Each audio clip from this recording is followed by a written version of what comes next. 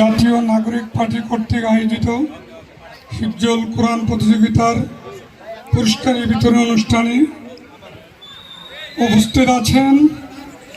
আমাদের সম্মানিত মেহমান, প্রধান মেহমান, সম্মানিত বাংলাদেশ খেলাফত মজলিসের এমপি মনোনীত প্রার্থী ছিলেন জনাব হাফেজ মাওলানা মোফাজ্জল হোসেন সাহেব। উপস্থিত আছেন সম্মানিত অতিথিবৃন্দ, জাতীয় নাগরিক পার্টির সকল সদস্যবৃন্দ, যুব শক্তির সকল সদস্যবৃন্দ,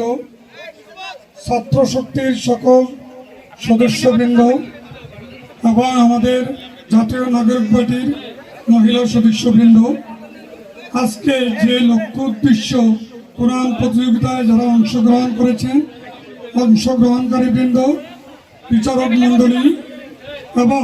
যারা দূর দূরান্ত থেকে এখানে আজকের এই প্রতিযোগিতায় অংশগ্রহণ করেছেন, সবাইকে জাতীয় নাগরিক পার্টির পক্ষ থেকে আন্তরিক শুভেচ্ছা ও অভিনন্দন এবং পবিত্র মায়ের রমজানুল মুবারকের শুভেচ্ছা এবং